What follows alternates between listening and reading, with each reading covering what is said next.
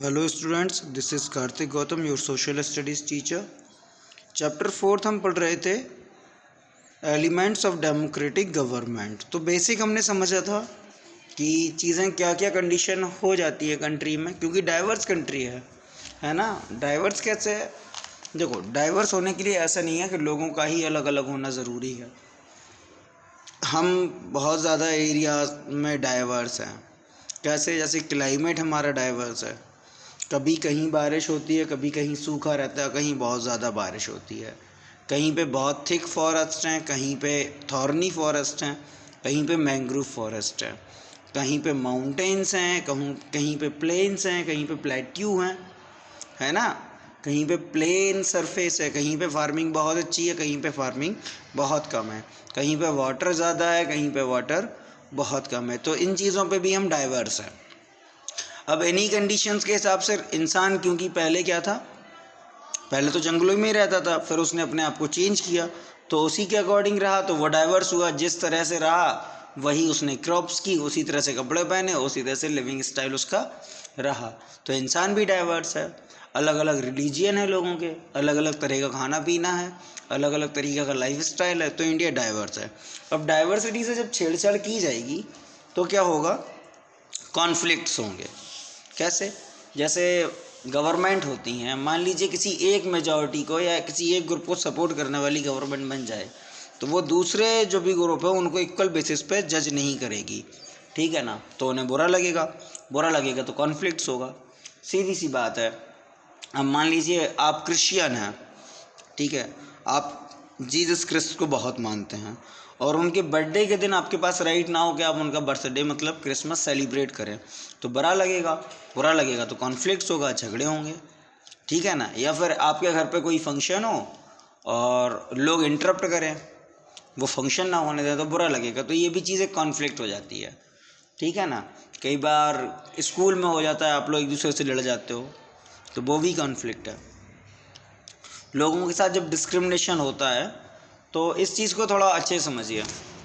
देखिए, जब भी आप किसी को या कोई भी कंडीशन आप जब भी पढ़ेंगे, किसी भी कंट्री का इंडिपेंडेंस स्ट्रगल आप पढ़ेंगे, तो आप देखेंगे कि लोग शुरू में ऑप्रेस्ड होते हैं, दबाए जाते हैं, धीमे धीमे दबाए जाएंगे, उनका शोषण होगा, वो सफ़र करेंगे, ठीक है ना। फिर एक कंडीशन ऐसी आएगी जब उनका जो कैपेसिटी है झेलने का वो ख़त्म हो जाएगा। मतलब एक हद होती है किसी को भी परेशान करने की। जैसे एक टीचर है, अब आप समझिए, जैसे आप लर्न करके चैप्टर आए हैं, हमने 5 चैप्टर आपको दिए लर्न करने को, और आप 3 चैप्टर अगर लर्न करके आए हैं, तो अगर हम आपको 3 चैप्टर सुनाने के बाद बिठाल देंगे तो आपको लगेगा कि ठीक है, अब 2 चैप्टर हम और कर लेंगे। लेकिन आपने 3 चैप्टर किए और हम उसके बाद फिर भी आपको मारें, अगले दिन आप और कोशिश करें 4 चैप्टर याद करके आएँ, फिर भी हम आपको मारें, फिर आपने 5 चैप्टर याद किए और आप कोई एक फिल इन द ब्लैंक्स भूल गए, ठीक है ना, तो आपको एक्सट्रीम लेवल पे बुरा लगेगा। क्यों?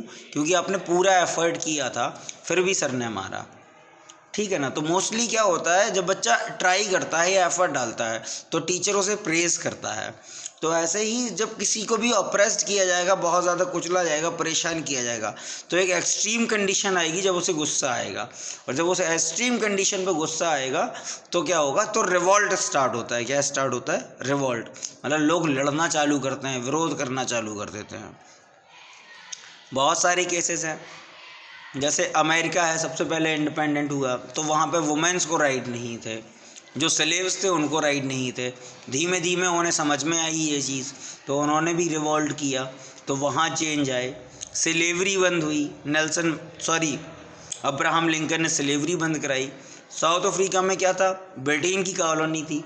ब्रिटेन छोटा सा कंट्री है अगर आप देखेंगे मैप में तो, लेकिन ओवरऑल वर्ल्ड में बहुत ज़्यादा एरियाज़ हैं जिसमें यहाँ पे उसने अपनी कॉलोनीज़, मतलब जो एरियाज़ वो अपने अंडर में लिए हुए था, तो वो कॉलोनीज़ वो बनाए हुए था। लगभग 400 कॉलोनीज़ थी overall. America, Africa, India, Kenya, Mexico, ठीक, जर्मनी पे भी अटैक करता था। तो बहुत सारी कॉलोनीज़ थी उनकी। बात समझ में आई? तो कॉन्फ्लिक्ट कब होगा? कॉन्फ्लिक्ट तब होगा जब आप एक्सट्रीम लेवल पर किसी को परेशान करेंगे, और जब वो उस हद तक झेलने में क्या हो जाएगा, अनकैपेबल हो जाएगा तब कॉन्फ्लिक्ट आएंगे। कॉन्फ्लिक्ट्स कैसे होते हैं? कॉन्फ्लिक्ट्स बहुत टाइप के हो सकते हैं। जैसे दो स्टेट्स हैं और वो किसी ना किसी तरह से वाटर की सप्लाई को क्या करते हैं, वाटर की सप्लाई दोनों स्टेट अगर ले रहे हैं तो अगर पानी कम होगा तो एक स्टेट की ही ज़रूरत पूरी नहीं हो पाएगी, तो दो स्टेटों के बीच में कॉन्फ्लिक्ट्स हो जाएगा। ठीक है ना। एक स्टेट में अगर ये रूल आ जाए कि हम दूसरी स्टेट के लोगों को जॉब्स नहीं देंगे तो स्टेट वर्सेस स्टेट्स का कॉन्फ्लिक्ट्स हो जाएगा। अगर एक स्टेट की आइडियोलॉजी ये है वहाँ के लोगों की कि इस स्टेट के लोग गंदे हैं, चोर हैं, रेपिस्ट हैं, तो स्टेट के बीच में कॉन्फ्लिक्ट्स हो जाएगा। जैसे हम यहाँ रहते हैं यूपी और बिहार में, यहाँ के लोग आपने देखा होगा कि डकैती, लूट, इन चीज़ों में ज़्यादा इंटरेस्टेड होते हैं। सब अपनी फिल्म के संजय दत्त हैं, सबको हीरो बनना है, गुंडा बनना है। ठीक है ना। शॉर्टकट यहाँ पे बहुत चलता है, स्ट्रगल नहीं करते लोग, शॉर्टकट अपनाते हैं।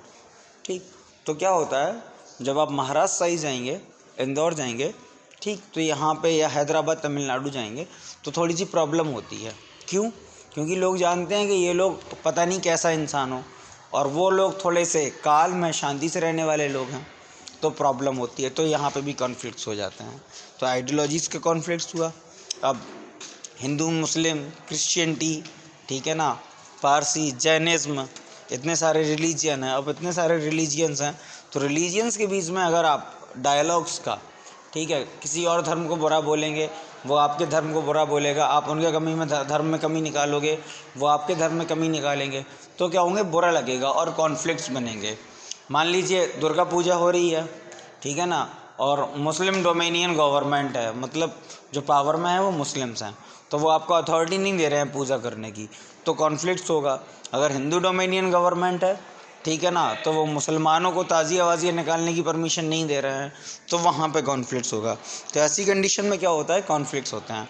और कॉन्फ्लिक्ट्स ज़रूरी नहीं है इन्हीं कंडीशन में, कॉन्फ्लिक्ट्स कैसे भी हो सकते हैं। मान लीजिए सामने सामने दो लोग रहने के लिए अंदर चाटा चाटी है उन लोगों के बीच में और कभी मार झड़प हो जाए, ठीक है ना, तो ये भी एक कॉन्फ्लिक्ट है। कैसा भी हो सकता है, उनके सपोर्टर आ जाएं, इनके सपोर्टर आ जाएं, तो बड़ा हो जाए, तो ये भी कॉन्फ्लिक्ट्स है। तो कॉन्फ्लिक्ट को सॉल्व करने के लिए पुलिस होती है, जजमेंट देने के लिए जुडिशरी होती है, गवर्नमेंट की अथॉरिटीज़ होती हैं, ठीक है ना। जितने भी रिलीजियस फंक्शन होते हैं उन सब के लिए परमिशन लेनी पड़ती है। इसीलिए आपने देखा होगा जहाँ जब माता रानी के पंडाल लगते हैं या फिर जो भी रैलीज़ वगैरह निकलती हैं देवी देवताओं की, या आपने ताज़िए देखे होंगे, तो उन सब की परमिशन लेनी पड़ती है गवर्नमेंट से। और पुलिस क्या करती है, वहाँ साथ में रहती है। पुलिस क्यों साथ में रहती है? क्योंकि कोई और परेशान ना कर सके। मान लीजिए दुर्गा पूजा जा रही है, ठीक है, दुर्गा पूजा की झांकी जा रही है और कोई बदतमीज़ इंसान होगा, ऐसे भी लोग होते हैं, bad element of society her society में आपको मिलेंगे, जो दूसरों को कहीं ना कहीं डिस्टर्ब करते हैं। कोई ऊपर से कुछ गंदी चीज़ फेंक दे तो क्या होगा, हमारी रिलीजियस जो फीलिंग है वो हर्ट होगी और पूरी भीड़ उग्र होकर क्या करेगी, वहाँ पे चीज़ों को तोड़ने फोड़ने लगेगी। तो इसीलिए पुलिस वहाँ पे बैलेंस होती है, ठीक है ना। इसीलिए ऐसी पॉलिसीज़ बनाई जाती हैं कि वो सबको इक्वली जज करें, ठीक है ना। आपने देखा होगा कि कई बार ऐसा होता है दो रिलीजियन के अलग अलग फेस्टिवल और बड़े बड़े फेस्टिवल एक साथ पड़ जाते हैं, ठीक है ना, तो पुलिस दोनों को मैनेज करके अच्छे से करा लेती है और कोई कॉन्फ्लिक्ट्स नहीं होते। बात समझ में आई? स्टेट के बीच में होते हैं, ये देखो कर्नाटक और तमिलनाडु के बीच में मोस्टली होता है। जैसे आप लोग पढ़ते हो इंडस वाटर ट्रीटी जो इंडिया और पाकिस्तान की है, ठीक है ना। अपन लोग कई बार कहते हैं कि पानी रोक देना चाहिए, पानी रोक देना चाहिए, तो वो चीज़ें ऐसे नहीं रोकी जा सकती। क्यों? क्योंकि आपका झगड़ा एक कंट्री के एडमिनिस्ट्रेशन से है, वहाँ की आर्मी के आइडिया से है, वहाँ की लोकल जो पब्लिक है उनसे नहीं है, उनसे हमारी ह्यूमनिटी है, वो भी इंसान ही हैं और पानी की ज़रूरत इंसान की ज़रूरत है। तो इसलिए ये ट्रीटीज़ कभी फेल नहीं की जाती। आप समझ रहे हैं इन चीज़ों को। ट्रेड कभी भी गवर्नमेंट बंद नहीं करती। एक दिन के लिए, 2 दिन के लिए न्यूज़ आती है कि पाकिस्तान के साथ ट्रेड बंद कर दिया गया है, लेकिन वो 2-4 दिन बाद कंटिन्यू कर दिया जाता है। तो ये सारी चीज़ें नहीं हो पाती हैं। जैसे आप लोग जो सौंधा नमक खाते हो, वो मोस्ट ऑफ द सौंधा नमक पाकिस्तान से ही आता है। बात समझ में आई? तो आपको ओवरऑल कॉन्फ्लिक्ट्स हमने समझ लिए। अब रिजॉल्व कैसे करना है? तो रिजॉल्व करने के बहुत सारे तरीके हैं। सबसे पहले पुलिस है, ठीक, अगर पुलिस से कंट्रोल नहीं होता है तो पीसीएस है, आर्मी है, PCS नहीं, सॉरी, CRPF है, ठीक है ना, और हमारे पास फिर आर्मी है। तो ये क्या करेगी, सरप्रेस करके, मतलब डंडे पे डंडा चला के, अगर तुम गंदे से कोई चीज़ कर रहे हो तो हम भी डंडे से और गंदे से कोई चीज़ चला के तुम्हें बंद कर देंगे, तुम्हारा कॉन्फ्लिक्ट, तुम्हारा जो जोश है, तुम जो बदतमीजियाँ कर रहे हो वो ख़त्म कर देंगे। दूसरा पैटर्न क्या है, हम डेमोक्रेटिक गवर्नमेंट है। डेमोक्रेटिक गवर्नमेंट में अलग अलग एरियाज से, अलग अलग कम्युनिटी से, अलग अलग टाइप के रिलीजियस रिप्रेजेंटेटिव्स पार्लियामेंट में बैठते हैं। अब जितने भी टाइप के पार्लियामेंट्स वहाँ पार्लियामेंट में मेंबर बैठेंगे तो वो अपनी कम्युनिटी की बात करेंगे। हमने पढ़ा है ना, जब आप आगे पढ़ेंगे कॉन्स्टिट्यूएंट असेंबली के आगे, तो आपने रिजर्वेशन पढ़ा है, ठीक है ना। तो रिजर्वेशन क्या करता है, हर कम्युनिटी के लोगों को चांसेस देता है जॉब की। तो जब हर कम्युनिटी का इंसान एक डिपार्टमेंट में काम करेगा तो वह अपनी कम्युनिटी और दूसरी कम्युनिटी, सारी कम्युनिटीज़ की प्रॉब्लम को समझेगा और सॉल्व करेगा। मान लीजिए एक ही कम्युनिटी के लोग अगर डिपार्टमेंट में बैठे हैं तो वो अपनी कम्युनिटी के लोगों का ही काम कराएंगे, सारे लोगों के काम नहीं कराएंगे। तो इसलिए रिजर्वेशन दिया जाता है। अच्छा, जब 93-92 में OBC कैटेगरीज़ को रिजर्वेशन दिया गया था तब भी कॉन्फ्लिक्ट्स बहुत ज़्यादा हुए थे, ठीक है ना। पिटीशन डाली गई थी, लेकिन सुप्रीम कोर्ट और हाई कोर्ट ने, दोनों कोर्ट्स ने उस रिजर्वेशन को वैलिड माना था, तो वो इम्प्लीमेंट हो गया था। इसको याद रखेंगे। अब हमने आपको अभी रिप्रेजेंटेटिव्स के बारे में बोला, क्यों, क्योंकि पार्लियामेंट, जितने भी बिल बनेंगे पार्लियामेंट में बनेंगे, और जब पार्लियामेंट में बिल बनेंगे तो वहाँ पे अगर एक कम्युनिटी या हर कम्युनिटी का रिप्रेजेंटेटिव होगा तो अब अपनी कम्युनिटी के भले के लिए बात करेगा, उसके वेलफेयर के लिए बात करेगा। तो ऐसे रूल्स नहीं आने देगा जो उसकी कम्युनिटी के अगेंस्ट हो। जैसे वुमेन्स रिजर्वेशन है तो पार्लियामेंट में वुमेन्स रिजर्वेशन भी है, ठीक है ना। SC के लिए भी सीट रिजर्व्ड होती हैं, ST के लिए भी सीट रिजर्व्ड होती हैं, जर्नल के लिए सीट रिजर्व्ड है, मतलब जो बची वो जर्नल की हो जाती हैं, तो इसलिए उन्हें रिजर्व नहीं कहा जाता, ठीक है ना। अपने जो यूनियन टेरिटरीज़ हैं वहाँ से भी रिप्रेजेंटेटिव्स आते हैं, तो हर तरह के रिप्रेजेंटेटिव्स होते हैं। जब भी बिल बनेगा तो सबकी बात सुनी जाएगी, सब डिसीज़न लेंगे, ठीक है ना, सब समझेंगे। और जो रिप्रेजेंटेटिव होते हैं वो ज़रूरी नहीं है कि अगर वो हिंदू है तो वो हिंदुओं को ही बात समझे, नहीं, वो अच्छा है, पढ़ा लिखा है, रिप्रेजेंटेटिव है, नेता है। नेता का मतलब होता है सबका नेता, किसी भी कास्ट, किसी भी रिलीजन का, तो वो भी इंटरफेयर करता है, ठीक है, नहीं ये चीज़ उस रिलीजियस के लिए या उस कास्ट के लिए गलत है। तो इस तरह से कॉन्फ्लिक्ट्स क्या कराए जाते हैं, सॉल्व कराए जाते हैं। देखो ये सब लिखा हुआ है आपका। ओवरऑल 1600 से 1700 लैंग्वेजेस बोली जाती हैं, 1600 और 1700, ठीक है। लेकिन जो कॉन्स्टिट्यूशन है हमारा, उसमें जिनको माना गया है लैंग्वेजेस को, वो 22 लैंग्वेजेस हैं। बात समझ में आई, ठीक है ना। अब अगर आप देखो तो केरला के लोग अलग हैं, राजस्थान के लोग अलग हैं, यूपी के अलग हैं, बिहार के थोड़े से अलग हैं, मध्य प्रदेश के अलग है। यूपी बिहार मध्य प्रदेश के लोग लगभग कॉमन भी हैं थोड़े से, लेकिन महाराष्ट्र के लोग अलग हैं, आंध्रा के लोग अलग हैं। उस साइड में तेलुगु, आंध्रा, कर्नाटका साइड में यहाँ पे चोरी चकारी, रेप वगैरह नहीं होते। यहाँ पे बहुत कम केस मिलेंगे आपको इस एरिया में, समझे ना। सबसे ज़्यादा ये अपने पार्ट में होते हैं, इसको आप समझना बहुत अच्छे से। जो आप नीचे जितना जाओगे इंडिया के, उतना पोर्श एरिया मिलेगा, वहाँ पे ये सारी चीज़ें नहीं होती। ये जो भी होता है वो अपने एरिया में होता है, और इसीलिए अपने एरिया के लोगों को क्या, वहाँ पे थोड़ा डिस्क्रिमिनेशन की नज़रों से देखा जाता है कि यूपी के हैं, चोर चक्के होंगे। बात समझ में आ गई। अब देखो कॉन्फ्लिक्ट्स के बारे में यहाँ पे लिखा हुआ है, रिलीजियस डेवलपमेंट होते हैं। जैसे रिजर्वेशन का मैंने बताया तो वही लिखा है कि OBC रिजर्वेशन 27% जब दिया जा रहा था तब भी कॉन्फ्लिक्ट्स हुए थे। क्यों? क्योंकि देखना, पहले से रिजर्वेशन SC को दिया गया था, तो SC के रिजर्वेशन के अलावा जो भी रिजर्वेशन, जो सीटें बचती थी वो जनरल और OBC मिलके खाते थे। कैसे? अपने टैलेंट के अकॉर्डिंग। जो जितना अच्छा मेरिट में आएगा वो उतनी अच्छी जॉब ले जाएगा। लेकिन जब 23% पहले से SC का है और उसमें से 27% फिर किसको दे दिया गया? OBC को। तो जर्नल की चांसेस कम हो गए ना। तो जर्नल जो स्टूडेंट्स थे उन्होंने प्रोटेस्ट किए तो वो भी कॉन्फ्लिक्ट हुए, लेकिन उस कॉन्फ्लिक्ट को रिजॉल्व किसने किया? जुडिशरी ने रिजॉल्व किया। ये आप पढ़ोगे तो पूरा समझ में आ जाएगा, ठीक है ना। अब इसके आगे रिलीजियस है, दुर्गा पूजा, ये मैंने आपको बता ही दिया है। इसको आप पढ़ोगे तो देखो समझ में आ जाएगा सारा, ठीक है। कि टेंशन कॉन्फ्लिक्ट्स हो जाती है, कई बार लोग प्रोटेस्ट करते हैं। प्रोटेस्ट करने का, जैसे आपने CAA का प्रोटेस्ट देखा होगा तो वहाँ बम फेंक दिए थे लोगों ने, ठीक है ना। तो लोग पकड़े गए, फिर पुलिस ने मारा भी, तो उस तरह से भी कॉन्फ्लिक्ट को रिसॉल्व कराना पड़ता है कई बार पुलिस को। ठीक, कई बार नॉर्मल प्रोटेस्ट पे डंडे चल जाते हैं, तो उनका हम क्या करते हैं, क्रिटिसाइज़ करते हैं कि नॉर्मल लोग तो उन पर डंडा चलाने की क्या ज़रूरत है। ठीक है, ये देखो दुर्गा पूजा का एग्जाम्पल है, मुस्लिम ताजियों का एग्जाम्पल है, तो इसको आप पढ़ लेंगे। इक्वलिटी एंड जस्टिस, इक्वलिटी और जस्टिस क्या है? देखो, इक्वलिटी मतलब सबको सेम नापना, ठीक, किसी को भी स्पेशल डोमिनेशन ना देना, और जस्टिस का मतलब है सबके लिए सेम टाइप का जस्टिस। ठीक है ना। तो हमारे यहाँ कहाँ है, रूल ऑफ लॉ है, हम लोग रूल ऑफ लॉ से अबाइड है, सबके लिए सेम रूल्स हैं, चाहे वो कोई भी हो।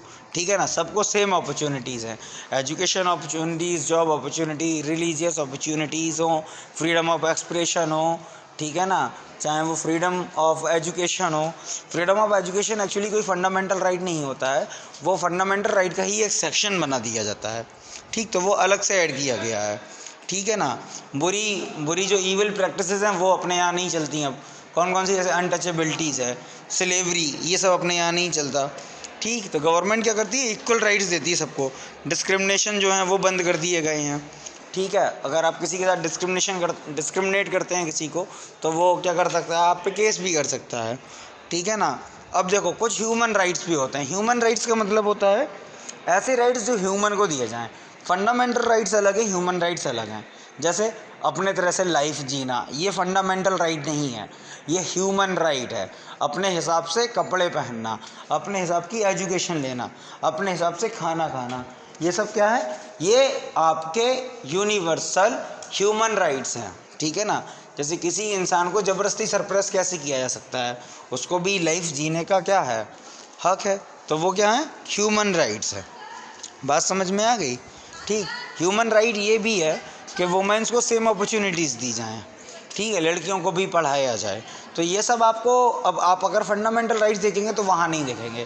ठीक, औरतों के बीच में डिस्क्रिमिनेशन ना हो, औरतों को भी फादर की प्रॉपर्टी में राइट मिले, तो ये ह्यूमन राइट भी है और ये सिविल राइट भी है। ठीक है ना।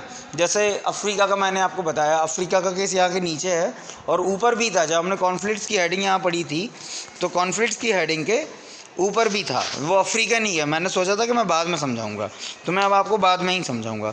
तो आपको ह्यूमन राइट समझ में आ गए। ठीक है ना। अब इसके अकॉर्डिंग क्या है, इसके अकॉर्डिंग ये है कि अफ्रीका में जो था वो रेशियल डिस्क्रिमिनेशन था। जैसे लोग ब्लैक थे वहाँ के, लेकिन जो ब्रिटिश कॉलोनीज़ के जो लोग थे, वाइट पीपल, वो वहाँ रहने लगे, तो उन्होंने वहाँ पे रेशियल डिस्क्रिमिनेशन का एक सिस्टम बना दिया। वाइट के रहने की जगह अलग, ब्लैक के रहने की जगह अलग, वाइट के घूमने की जगह अलग, ब्लैक के रहने की जगह अलग। ब्लैक्स को कोई राइट नहीं थे। ठीक है ना। एजुकेशन राइट तो थे, लेकिन उनके स्कूल्स अलग थे, सेम स्कूल्स नहीं थे। दूसरा, उन्हें पॉलिटिकल राइट नहीं थे। ठीक है, वोट देने का, पॉलिटिकल पार्टी बनाने का, ग्रुप बनाने का, और साथ में उन्हें ये भी राइट्स नहीं थे कि वो क्या कर सकें, वो इलेक्शंस लड़ सके। तो पूरे की पूरी पावर किनके हाथ में थी, वाइटिश पीपल के लोगों के हाथ में थी। तो जो अफ्रीका के जो लोग थे, उन्होंने धीमे धीमे स्ट्रगल किया। अफ्रीकन नेशनल कांग्रेस थी। नेल्सन मंडेला शुरू में 26-27 साल जेल में रहे। ठीक, और 26-27 साल जेल में नेल्सन मंडेला के रहने के बाद, जब उसके बाद भी वहाँ पर डिस्क्रिमिनेशन नहीं रुका और लोगों ने प्रोटेस्ट करना नहीं रोका, तो क्या हुआ, वहाँ पे जो डोमिनेशन था ब्रिटिशर्स का, उन्हें समझ में आ गया कि ये लोग अब नहीं मानेंगे। तो फिर वहाँ पे क्या हुआ, फिर उन्होंने उन्हें इंडिपेंडेंट करने का सोचा। तो अब देखना, ब्लैक लोगों के पास पावर आएगी क्योंकि ब्लैक लोग मेजॉरिटी में हैं। लेकिन नेल्सन मंडेला का इम्पैक्ट इतना बड़ा इसलिए नहीं है क्योंकि वो 26 साल जेल में रहे। नेल्सन मंडेला इतने बड़े नेता इसलिए हैं क्योंकि उन्होंने 26 साल जेल में रहने के बाद भी, इतना डिस्क्रिमिनेशन झेलने के बाद भी, जब अपने हिसाब से कॉन्स्टिट्यूशन बनाया तो सबको इक्वल राइट दिए। और ब्लैकीज़ को कहा, उन्होंने क्या कहा कि आज हमारे हाथ में पावर आई है, तो इसका मतलब ये नहीं है हम क्या करें, वाइटिश को क्या करें, ऑप्रेस करें, उन्हें दबाएं। हम साथ में चलेंगे। सबको इक्वल राइट दिए उन्होंने, ब्लैक्स को वाइट को ब्लैक को समझाया, दोनों को साथ मिलके रहने के लिए बोला। तो इस तरह से अफ्रीका ग्रेट बना। और इस तरह से क्या हुआ, अफ्रीका का जो मतलब नेल्सन मंडेला हैं, वो इतने महान इसलिए हुए। तो ये क्या है, ह्यूमनिटी की बात थी। ठीक है ना, कि एक इंसान का आइडिया, उसका दिमाग इतना अच्छा है तो उसने ह्यूमनिटी की बात की और हर चीज़ को समझा। तो ये हमने लगभग चैप्टर कंप्लीट कर लिया। अब हम क्या है, अब हम इस चैप्टर के सॉल्यूशन करेंगे। Okay, thank you. कोई टॉपिक अगर कोई चीज़ समझ में नहीं आएगी जब आप पढ़ेंगे तो आप बता देंगे।